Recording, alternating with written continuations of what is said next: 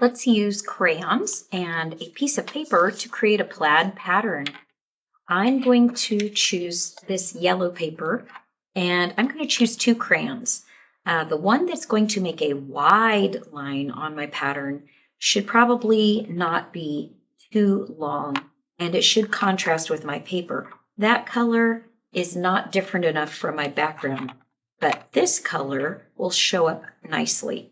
And I think I will choose one of these long ones to make my thin lines with the corner of that crayon. So we're going to start with the wide crayon. We're going to lay it on its side and we're going to start at the top of the paper and leave it wide on its side and drag it across the paper so it's wide all the way down. Now, we could make a straight line or a zigzag or a wavy, but I'm going to keep it simple. So with my other crayon, I'm going to make a thin or narrow line.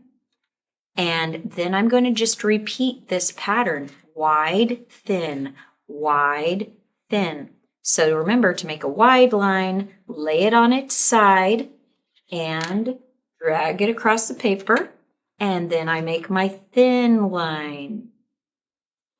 And then I make my wide line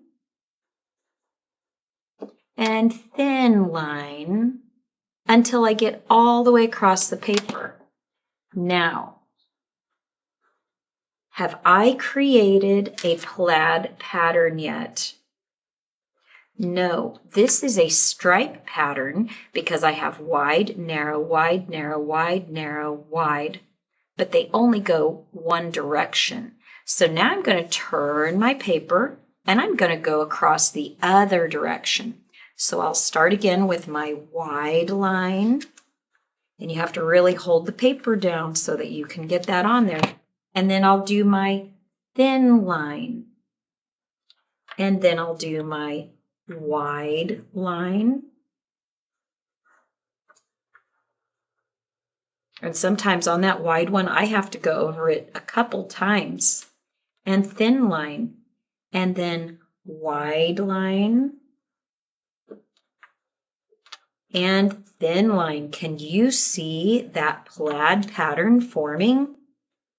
Oh, it looks so good because I have made my stripe pattern now go in two directions on my paper.